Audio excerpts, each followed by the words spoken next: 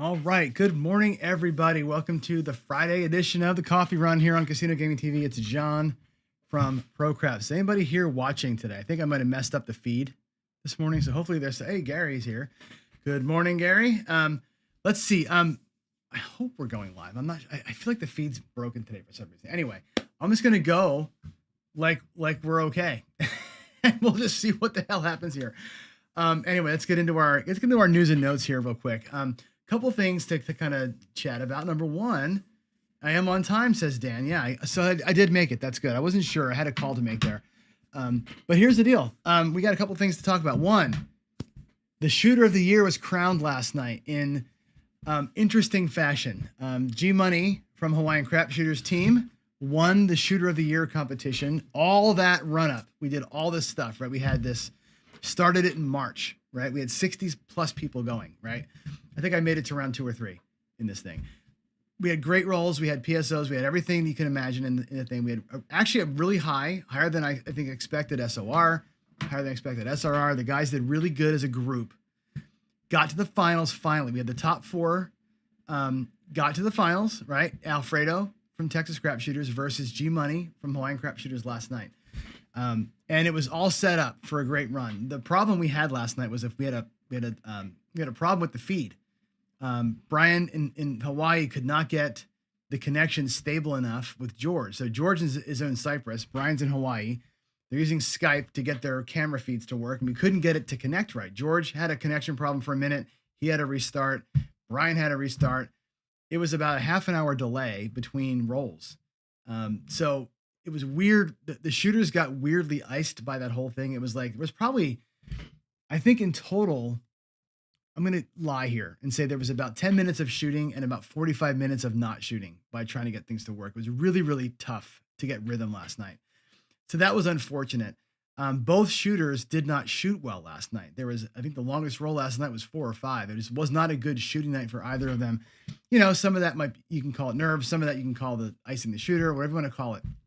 They both weren't on their A game last night. And in the end, G Money won it on a repeater. He actually hit 3 11s in his last roll. And the way that the scoring system works is we actually award you points on your rolls for quality. And the quality means hit a bunch of box numbers, hit a bunch of things that pay. The repeater bet, which if you don't know the repeater bet, it's my favorite thing. In my favorite side bet is the repeaters. But the repeater bet pays like this. If you hit a number once more than expected, so you should be getting 2 11s out of 36. You hit 3 11s, you win the repeater on the 11. It pays $55. So the repeater bet is how G Money won it. He had 3 11s, hit the repeater, and then here comes a 7, and it's like it was tough. You know, they actually tied twice. They had 2 ties. We had 1 no roll because we couldn't see the camera. It was just an unfortunately weird rhythm last night. But I think the right 2 people were there.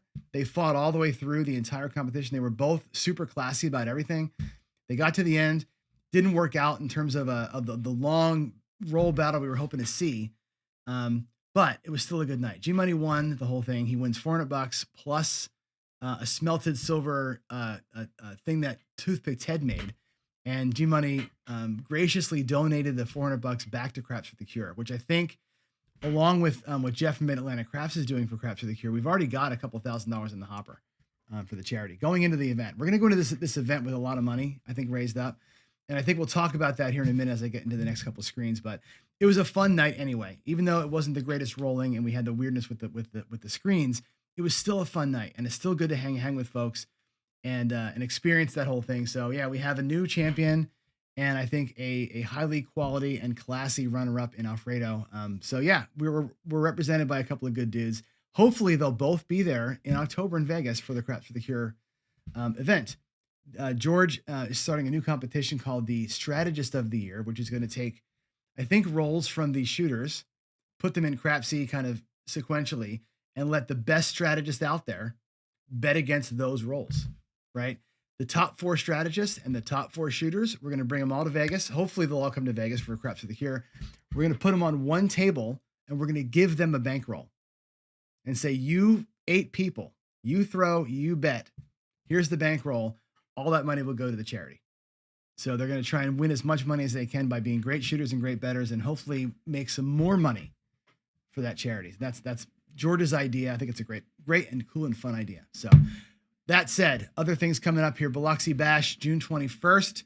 DiceCon the Monday following. So they've got a lot of craps in a short amount of time there. For me personally, I'm in the middle of a move during that time, so I may or may not be able to go anywhere.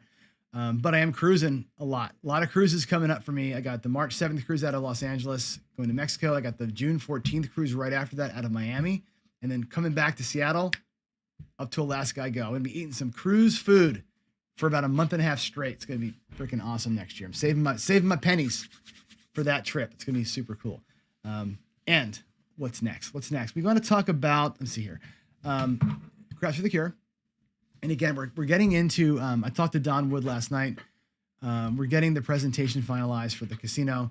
Hopefully get those TBDs knocked out this week. But pre-event donations, you can see, are rolling, right? Jeff's doing great. Really great. Obviously, you guys that are winning on his show and donating the money back, you don't know how much that means. It's just a cool thing. I mean, Jeff puts up his YouTube channel earnings, which aren't much, right? We know this. He puts those up as a prize. Almost everybody donates the prize back, which is very cool. So thank you for that. Thank you, G Money. Last night, I said we're about $2,000 in pre-event donations. I'm going to start ringing the bell here too. On my daily paycheck show, we're going to start trying to get money for the Yos. We're going to start doing a bunch of things to make money before the event comes. So if you are able to do so, do so. We'll start getting the pre-events in. I'm going to be talking to Chuck hopefully soon. I tried to get him this week. I couldn't get a hold of him about a potential Crapsy tie-in. How are we going to run Crapsy at the live table? How can we somehow roll rebuys into donations? I have some ideas on that. I want to talk to Chuck about, see what's available for that. And of course, the live table spots, the attendance tickets. I've got hopefully preliminary permission to have a donation box at the table so that folks walking by can pet the dog that we're going to be showcasing for the Veterans Moving Forward campaign and maybe donate some of their casino winnings. So maybe we'll have some outsiders doing some stuff too and working with the casinos to get some match play. So hopefully all that, cross your fingers, works out soon. Okay. Then we'll start working on our interview schedule and what it's going to look like. My punch list is this: get the casino locked, get CQ locked. CQ, by the way, Casino Quest, they are busy as balls right now. Boy, they opened up the new facility and it is hopping down there apparently. So they are fuller than full, which is amazing. I think when I was down there last week talking to those guys, what a great crew. And I want to actually get off this screen here and talk about them specifically because let's go here. I was going to talk to you in full screen mode. I'm going to plug some people here. Okay. One, David and Alex at Casino Quest are amazing, right? And Dennis as well. I got to include Dennis in that mix as well. They work so hard. And I know what you see on their shows is all the jokes and all the inappropriate stuff, right? And they're having fun and they're letting their hair down and doing their thing, right? It's cool. It's totally cool. I think that's a persona. That's a persona they play. It gets views and all that kind of stuff. Behind the scenes, those are some of the most solid humans you're ever going to meet in terms of their mission. Like you'd hear David talk about the mission of Casino Quest and Casino Education Group, their mission of taking people literally off the streets to get them through dealer school in a couple of weeks and get them jobs. People are coming in. I was there. People are walking in. They got nothing. They're like, I can't even afford the $250 for the blackjack course. And they're like, you know what? We'll figure it out. Like they just want people to get through. They want people to get jobs, and they're putting the market back together for dealers. It's just when you see like the determination on their faces as they do this, it's just unbelievable how solid they are. So when they expanded their business, and they're doing that, they've got the new building going, 10,000 square feet. They've got other things in the works that they really can't talk about yet that are going to expand this business model out to other states. They are doing it obviously as a business to make money, but really the modality behind all that is let's get people working. Let's spread the love. Let's get this business really solid. And really it's all about the people for them. So I'm telling you what, they're solid. They're astute businessmen. They got it put together. So when you get a chance to get out there, go visit the facilities, take the courses, do your thing, support them. They're just, like I said, I couldn't be more blown away by them since I was there. Also, the same thing I can be saying, and I've said this before for Premier Casino hosting. Now, I'm going to go ahead and put up the screen here where we talk about my cruise, right? I'm a sub rep with Premier Casino hosting. Okay, we're doing a cruise out of this is the advertising for the one out of Miami in June on Carnival. These guys are amazing too. I mean, they literally, right? They're out there, right, trying to promote cruising, trying to get y'all better at the games. They're doing lessons on the cruises. They're doing everything they can to get us free cruising, free stays at the casinos, all the comps they can give us. They give you all sorts of advice to get your play hooked up. They're just solid people. And again, you talk to them, oh yeah, they're casino hosts, they're a bunch of degenerates. No, they're solid humans that really do care. And I think me being involved with people who I think have, of course, business minds, right? Money at the back end of everything, but really going forward with people first mentality, I think is important to me. And I think hooking up with Premier, hooking up with Casino Quest, Jeremy at Color Up, I think people who put people first are where it's at for me. So I just wanted to call everybody out and make sure that you all knew kind of where all this is leading, right? And how good it is to be part of the community that we're in. Anyway, moving ahead. Our daily paycheck today was Friday followers. We didn't count anything. We just were out there farting around trying to make $1 million and didn't make $1 million. We tried 3 different things and none of them worked. But for the month of June so far, I'm 4-0. I'll take that. I made mention of this. I showed my stats, right? I showed the distribution roll pyramid of my stats from daily paycheck for the last couple of months. And interestingly enough, I'm exactly random, which is kind of cool. Almost to the letter random. Expected number of 12s, 2s, 11s, all the numbers, right? A couple tiny outliers in there. Yet we're over 85% for the month of May and June, which is, I think, actually, I'm sorry, April, mid-April and all of May, we're over 85% win rate. Overall, I'm at 77, as you can see here on the strategy play. Okay. Why is that? Why am I throwing randomly? I'm trying really hard to throw good, right? I can't. Either I can't or it can't be done. One of those two things is true, right? Only one of them can be true. But I'm winning at a 70, almost 80% clip. Why is that?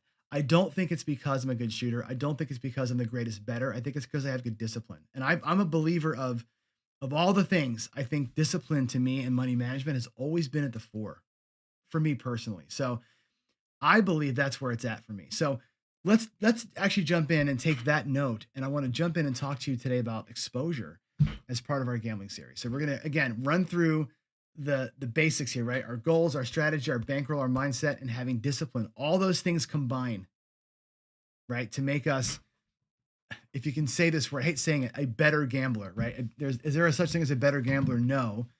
Maybe there's a gambler that doesn't lose quite as much as everybody else. Maybe that's what it is, right?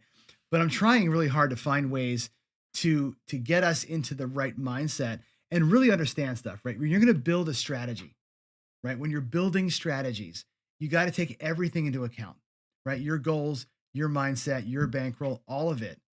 At the core of everything is this, okay? And here we are in class 4 of Gambling 401 talking about exposure, okay? And exposure, I think, is one of the things that's kind of below the waves that we don't talk about enough, but I think it's really important when you're crafting strategy and ways to play. So what is it, right? I talk about exposure all the time. It is the ways that we lose, right? It's how we lose, okay? One way you can lose is time, right? Being out there too long will get you. We all talk about the law of big numbers, right? Or the law of large numbers. I've talked about this in the math series. The longer you're out there, the expected thing will happen. Okay. If you sit out and again, on my cruise that I was just on, saw 260 something shooters. That's a lot of shooters. The spread of all those shooters, we got to basically law of big numbers on the boat with regards to come out sevens, with regards to come out winners and losers, with regards to points being hit, PSOs, all those things pretty much at expectation, right? At a casino, when you only see maybe 8 shooters in a session, you're never going to get there. You're never going to see law of large numbers, things pan out in a tiny little session like that, right? The longer you're there, the more likely you are to see what you expect to see. And what you expect to see is your ass losing because the casino has you, right? The way that the house edge works, the way that the payments work, the way that the odds and everything else works, it's all against you. But it's all against you over 1,000, 10,000, a million rolls, right? The longer you're there, the more you play. Guys that play for 50, 60 years are encountering this over their lifetime. That's how they get you, right? Another way to be exposed is by the donks. What beats you? We'll talk about that here in a minute. What are the things on the table or the outcomes out there that get you? What takes your money away, right? You can be exposed minimally for money, but have almost everything on the table, like a $1 bet on one number in roulette. You're exposed for $1, but you have 35 ways to lose it, or 37, or 36 ways to lose it, 37 ways to lose it, rather, right? That's what I'm talking about. What beats you? What takes your money? Okay. And the last way to be exposed is with your money. How much do you stand to lose? What does it look like when it goes upside down for you? Right. So taking all those things into account as you're building your strategy, and again, tying your goal and your strategy together, you got to take exposure into account and how it's going to take you in many directions. So the first enemy I always talk about is time. How long is it going to take me to win my money? Right. Let's say I'm looking to win a simple $100, an easy example, right? If I'm going to try and win $100, $10 at a time, how many times do I need to win? Right? I'm sorry, it should be 10 times 10, not 10 times. It's 10 times 10. I got to win 10 times to win $100 at $10 bets, right? That could take a long time. In roulette, if you have the perfect run, it's going to be 10 spins, 10 perfect spins to win $100, right? If you lose in there, remember your losses compound, right? If you don't get 10 in a row, you lose one. Now you got to win 11. You lose one, you got to win 12. You're always chasing the loss because the losses add up and they compound how long it takes. If you're looking at $100, $25 at a time, you just need 4, right? Put 4 quarters out there on some bet on a roulette table and win it, on the red, win it 4 times and you're done. Put $50 out there twice, put $100 out there once. Okay. How long will it take? If you're looking to win $100 and you put one bet out there, you could be out in one roll, one spin, one outcome, one bet in blackjack. Okay. You reduce the amount of time, you reduce the number of chances the casino has to take it from you. And that's an important thing to remember. Okay. A single bet, same bet, right? In my mind, we go bigger. If you're going to do it with a higher bet level, go big, right? If that's your plan. If you're going to press a little bit, take a medium-sized swing at it. Go out there at maybe half of your goal. Like take a $25 or $50 bet, take a press, and then take a hit and you're done, right? You can reduce it down to 2 hits and be out of there quicker. If you've got a lot of bankroll, you can go smaller and ride it out because you can survive the ups, and the downs. You can even ladder up a bigger bet and say, look, I'm going to go out there $100 bet, right? I'm going to ladder up and down. And as long as one of those bets comes through for you, you're going to be okay. You're fighting against the nightmare scenario, but you're putting your bankroll to it to reduce the amount of time that you're there. Okay. All these things matter, right? If you're going to ladder and you're okay with it taking 100 rolls, I've watched Waylon's Way Craps, right? You all probably have too. He has a lot of strategies where we do these ladders, right? You lose, you go up, win, come down, lose, go up, win, come down, right? And he wins. He wins. He'll take $5,000. He'll win, $700. Watch the videos though. Watch the videos. It doesn't happen quickly. It's a 15-minute video because he's rolling fast, right? Sometimes there's 70 or 80 rolls in there. Sometimes it's 70 rolls to make the $500. Sometimes it's 50 rolls to make $250. Sometimes it's 35 rolls to make $1,000, right? With these ladder systems that he's doing. What you're not seeing in the video and what he's not calling out is the time factor. You got to have massive bankroll to survive the time that it takes. It's not about surviving the loss. It is, but it's about surviving the time that it takes to recover that loss. You need to be out there for 60, 70 rolls to make some of these things work. When I was doing my daily paycheck shows in the early days, we did a lot of strategies where I needed to get 6, 7, 8, 10 wins to win. I'd be out there sometimes for an hour and a half rolling 120 rolls to make $100 because we got beat early and had to fight back, right? Time is a bitch. It is really, really hard to fight. And I think when you're making a strategy, account for that. Account for it. If you're okay with the $10 bet size and you're okay with it taking 10 wins to get there, you've got to find a way to play that makes that not suck so bad with regards to what beats you. Okay. Your nemesis, what is it that beats you? Here's some examples. Okay. In craps, when you're making place bets, you have 6 ways to lose. Your nemesis is the 7. Okay. Remember also that when your numbers aren't hitting, it's a waste, right? You got the place bets up there. You got a horn number that rolls. You're not getting paid, right? It's like a non-factor, but 6 ways to lose on your place bets. If you're hopping the bet, let's say you're doing a hop bet. Let's say I'm going to hop the 628, $1 on that one bet. How many ways can I lose that bet? Well, I can lose it every single way. 6 ways to lose to the 7, right? I'm going to lose that bet on the 2 ways to roll the actual number that are not the one I hopped on and everything else, right? When you're hopping bets, you're getting everything. It beats you. If you're playing the field, there's 20 ways to lose the field bet. It's a hopping bet too, but there's 20 ways to lose. Yeah, you're going to win a unit, but you've got 20 ways to get killed on that thing. So think about that. What beats you? When you put money out there, how many ways can that thing lose is an important thing. In roulette, for example, the dozen. You bet 1 dozen, it pays 2 to 1. 26 ways to lose it, 12 ways to win it. If you add a second dozen, you take that down. Now you have 14 ways to lose, which is great. You've reduced almost by half the number of ways that you can get beat.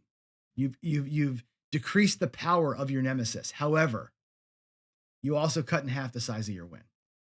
Okay. So this tug of war you've got between how much money I got out there, how much coverage of the table do I have, and what's my win when it goes well is interesting, right? When you add the second dozen, you double your exposure in terms of money, and you half your win.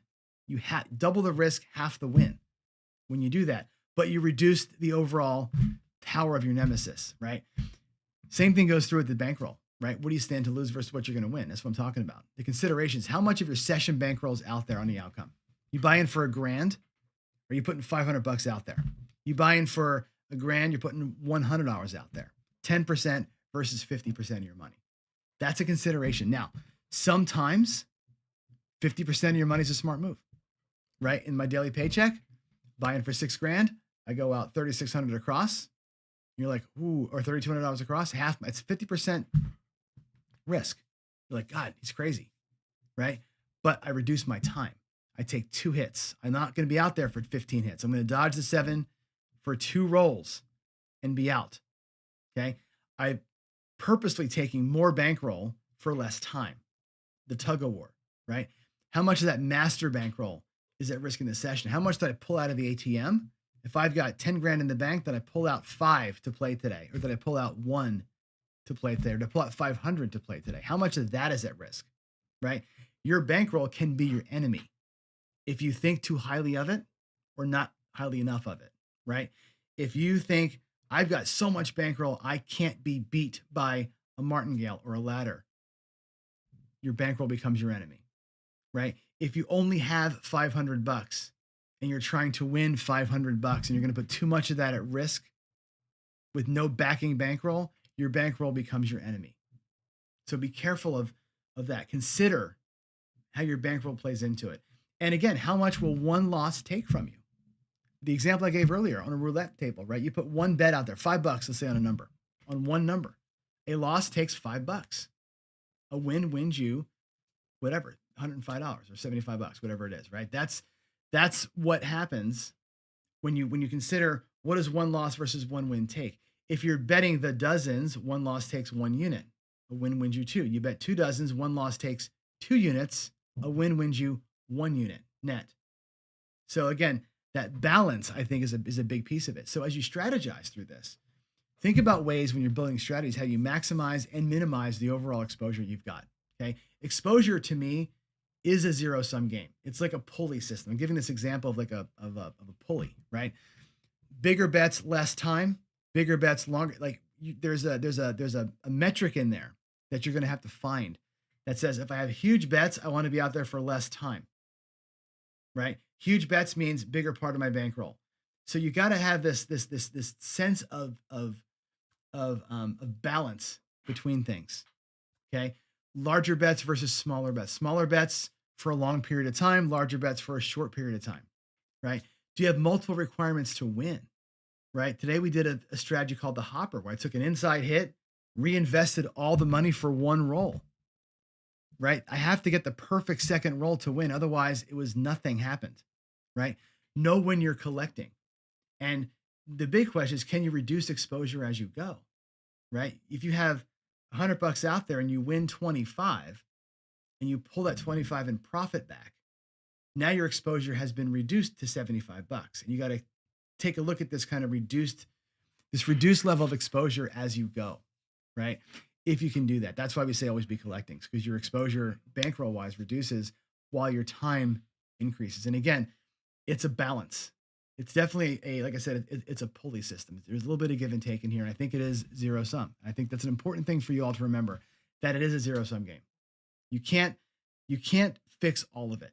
You can't have huge bets for a tiny bit of time and nothing beats you, right? The bigger the bet, the bigger your bankroll is exposed, right? The shorter the time is, but you may have less things to bet on because you can't afford to, right? So a huge bet on one number means you have more ways to lose, maybe less time, right? It's a whole thing. So that's where I think you've got to craft your strategies and ways of playing with these things in mind. So that's my talk about exposure. When you build your strategy, consider all of it: the time it takes to win, how much you're going to risk, and all the ways you can lose it. And if you can minimize any of that, minimize your financial risk, minimize what beats you, right? You're left with the other.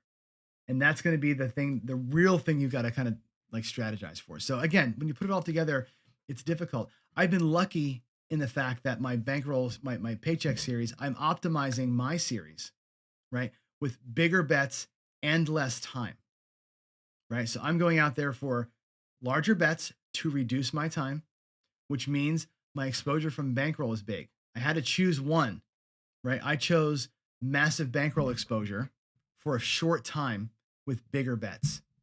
So my optimization was done with that. Okay. I optimized for time. I also optimized for more coverage. Give me all the numbers, give me all the across, give me the horn, give me 2 rolls, right? My time is literally 2 or 3 rolls. My bankroll exposure is massive, but my time comes way down, and I only have 6 ways to lose out of 36 numbers. So I've chosen those ways to optimize versus smaller bets and trying to get it to work forever. I think time is the one that scares me the most. So, all right, there it is. Let's go back to questions here and see what's being said. I know we have a very small audience today because I think I screwed the feed up somehow. So I think people aren't watching because I made a mistake earlier. But let's go through here and see what we have in the comments, and then I'll run out of here. Let's see. Jen says, we're going backwards here. Jen said, my 2 cents for George and the host is for all rolls to count and use the quality score only when there's a tie. Okay. But I don't entirely disagree with that. George was trying to make it to be like, okay, what if somebody rolls 5 horn numbers and a 7 and one guy rolls 3 8s and a 7, right? What's the better roll, right? If you go 2, 3, 11, 12, 7, or like set a point of 10 and go 2, 3, 11, 12, 7, somebody sets a point of 5 and they go 8, 8, 8, 7. What's a better roll, right? I think George was trying to optimize for that. Like, let's give repeated numbers. Let's give multiple box sequences a little more juice because the roll quality is higher. And I think in that case, the player with the horn numbers would win the length of roll. But really, as a shooter of the dice, your goal is not to be out there for a long time. I mean, obviously you want the big rolls, but you want quality rolls. You want to make money on what you're throwing. So I think that's what he was optimizing for. I think we can find ways to make all of it work. There's ways to make the repeater bet and the repeated rolls and length of rolls compound each other, and make a different scoring system. You know, it's like we'll talk about it, right? George is open to talking about, hey, let's revisit the scoring system, and that's what we'll do. So, yeah, for sure. Skill says, what do I think about the strategy tournament? I like the idea of it. There are some things coming up in that strategy tournament that we've got to get the rules figured out. But basically it's going to be a round of 32 people kind of going down. I think he's going to do it pretty quick. Like it's not like over the course of months. I don't know who's going to enter it. I have no idea how it's going to work, but I think if you especially should be in that thing. I think Waylon should be in it. You know, I think guys who are quality bettors who think they can work a table should be in it. I'd like to see Blacklight and Dusted One, the guys that claim that they can read the table and sniff the tea leaves and know what's going to come next. I'd like to see those guys in the tournament, and maybe they can prove it finally that they can win, right? With this magical, I can predict the future kind of strategy, right? Guys like Ed, who have a trend betting system, but he bets the trend on what he's throwing. I'm throwing more fives. I'm going to bet more on the five. That's the Ed mentality, right? Which is a smart way to do it if you're throwing the dice that way. But how does that play on Crapsy, right? Does Wayland have a better chance by doing a ladder system on Crap? Who knows, right? That's why it's going to be fun. I think it's going to be an interesting thing. I don't know how it's going to work. First time ever trying it. I am excited about seeing the end game, about seeing the top four and the top four play on the table. That's going to be fun to watch. Let's see. Tom Marco says gambling is one of the toughest subjects to teach secondhand. First-hand experience is tough enough to learn from. Thanks for all the knowledge. Sure thing. Everything I talk to you about, by the way, is my life. Like, I've done all this. I have grinded out $100 over a weekend. I've gone to the casino with $100 on a Friday and walked out with $107 on a Sunday and played for 6 hours. Right. I've done that at $3 tables and dollar tables when I was younger. I learned how to do this because my experience was always optimizing for time. I knew I had to be there for a long time because my family was playing and I was on vacations with them and stuff like that. Right. So I knew I had to do it. So I devised ways to optimize my ways of playing that I could last forever, right? That's how I learned to play. Now in my older days, I want to make more money. I'm flipping the bit and I'm optimizing now for bigger wins in shorter periods of time. I don't need to be there for hours unless I'm on a cruise. So you learn over time what works and what doesn't work and where you find pain. I always say this, like when something hurts, like doctor, you go to the doctor, my arm hurts when I do this. And he says, don't do that. That's how I feel about gambling. I've done this a lot and that hurts. Stop doing that. Do this instead. Do it this other way, right? That's where you get it. So Tom, thanks for calling that out. I appreciate that. Jen says, I admire folks who can risk much of their session bankroll. I can't seem to do it. But again, Jen, you're there for longer periods of time. And this is the exposure argument, I think, in a nutshell. You're there to play for a while. You travel the country. You're going to visit people in Kansas City. You're going on a cruise. You're coming here to Seattle to see me, right? You're going wherever you are to play. You're trying to play for a long time because it's fun. We're having a good time. Remember yesterday's talk about goals, right? Your goal at a session might be to just have fun and last for a while. Your goal doesn't always have to be to win $1 million, right? If your goal is to last a while, then yeah, buy in for $2,000, bet 64 across, and just survive it. Same bet, same bet, same bet. Have a little bit of fun. That's a cool way to play.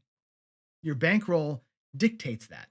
Right? Your exposure there is very small in terms of bankroll, right? It allows you to play for a very long period of time. You will minimize your wins though by doing that. And that's a decision that you are allowed to make. And it's actually a good decision to make. It's fine if you're honest about it. Like I said, you have to be honest about your goal. I think it's an important thing. Let's see.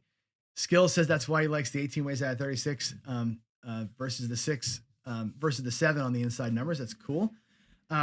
JR, an advantage player wants value. What he doesn't need is a partner at the payoff. Accepting a short count isn't sustainable. It's why bad bets are for suckers, right? Or for fun. The bad bets are fun sometimes, but yeah, they are for suckers for sure. I do though say I love the side bet that is the repeater. The repeater side bet is my favorite. I love that one. I'll maybe on Monday I'll show you. Somebody remind me in chat. On Monday I'll show you my stats. If I take all of my daily paycheck rolls, all whatever, 6,000, 7,000 of them, and I show you the results of that, you'll see that over the 7,000 daily paycheck rolls, over the 800 shooters that I've produced on that show, live in front of you, if I was betting 555 on the ATS and a $15 pass line, I would have lost like $18,000 just on that bet alone, right? However, if I did $5 on all the repeater numbers, I'd be up $14,000 just on the repeater bets. The repeater bets to me are where it's at. I tend to throw a lot of repeaters for whatever reason. That is a better bet to me. That's one that's more attainable than the ATS. Jen says roll quality is it is subjective. It's totally subjective. I don't know how to mitigate that, right? For the Iron Cross, the horns are great, you're saying, which is true. But that's why I think like on a roll, I think what you do is once the puck is on, to me, the horns, I think everything should be worth in a point situation what the odds are, right? So if you're going to roll a number more than one time, the points value for that number should be the odds against rolling it versus the 7, something like that. So, a 12 has 1 out of 36 ways to roll. The 7 has 6 ways. So you're 6-1 underdog on that one. That should be worth 6 points to me. Like a 12 is worth 6 points after the puck's on. The subsequent 12 is worth 6 points plus the 6 points times the whatever. That's the way to do it. You can compound those wins by their odds, right? And I think that's how you do it. I think there's a way to get in there. We'll figure out how to do it more fairly. I think it's all got to be the odds. It's all got to be the odds of rolling the number, calculate the points, and the points compound by the more times you run them. So, you should roll 1 12 and 5 6s. That's great. The 5 6s should actually add up to better value than 12. Let's see. Yeah, $100 back then is the same as $500 now. And I'll tell you what, the $100 that I was playing was all that I had. Like I was making $6.50 an hour back then. You know what I mean? My paychecks on a weekly basis were like, $3.95 a week or something like that. My wife was making like, I think $9 an hour at Smith Klein. We were making nothing back then. And we would go visit my parents, go to Atlantic City and stay the weekend with them. Whew. Man, it was hard. It was, to talk about stress betting. That was some stress betting, but you learn. It was fun. Let's see. That's why I play blue collar style, says Joe. Make the goal, bring it down. Right? Make the goal, bring it down, play with the extra. It's a beautiful way to play. I've been calling it 3-phase play forever. Get them on, get them over, get them in. So, Light in the Darkness has good qualities. However, I personally watched, and Jen will back me up on this, a guy playing Light in the Darkness on the cruise ship that torched $1,000 twice. Not the guy that was the asshole, Dark. Another guy, he had his little chart out. He was trying it. These things with the big lays, I tell you this all the time, Skilled. I don't like strategies that have huge lay bets because you get picked off one time, you're not coming back from it. You lay the 4 for $400, right? You get picked off one time and you're betting $10 on the rest of the bets. You got to win 40 times to get that thing back. That's the problem with the big lay bets, especially when you're doing Light in the Darkness, right? You get $200 on the 4, 160 across or whatever he's doing, 110 inside. You lose that $200. You got to win 8 times at the quarter level just to get back the lay bet that you lost. So I don't like those big hedges like that. I really don't. A short-term one roll thing to get a number out, fine. But letting it stay out there too long, like we do with that strategy, to me, way too much risk. When I look at exposure, the optimization on that thing is, to me, it's upside down. So, hey, Arcades, long time no see. Good to see you here too. Many guys torch themselves on the one guy I remember that was up there in the hook. It's tough. The bad beat on the lay 4 is really hard. And then you get into the, I should ladder that up. How many times, Jen, have you laddered up a lay 4 or lay 10? I saw you at Sahara do it, right? You laddered that lay 4, lay 10 up so high and you kept getting torched. It's brutal, right? I find that laying bets to me, never really worked for me. I've done it. A one roll lay to get a don't come out and then pull the lay down. That's a different situation, right? Letting it sit there while you're same betting, a little scary, right? For me. So anyway, it all comes back to what I said earlier. It all comes back to this: minimizing and maximizing exposure based on what you want to do. It is a zero-sum game. You have to balance between, do I want to win a little bit a lot of the time? Do I want to win a lot just a few times? How much money do I want to put out there? And when I lose, how do I recover the losses in a compounding fashion? All of that has to do with exposure. And again, what are you getting beat by? And by how much are you getting beat? Very, very critical when you think about it. So there you go. All right, I'm out, guys. It's time for work. It's 8:45. Thank you for being here. And I appreciate all of you. I appreciate all of you sticking out. Today was a weird day. Again, I messed the feed up, so we got a weird start. So thanks for jumping in, and hopefully you go back and watch the actual lecture part later on. And there it is. Jen says better to baccarat the 4. I don't know. If you have the bankroll to do it, I suppose that would work, right? I've done the 4-10 strategies. The 4 by itself, it works well too. So anyway, I'm out of here, guys. You have a great one. Lou says have to go. Have a great weekend. Be safe, everybody, and God bless all of you. I'll see you on Monday for a new week of paycheck, a new week of 401 gambling thoughts. Sayonara. Bye.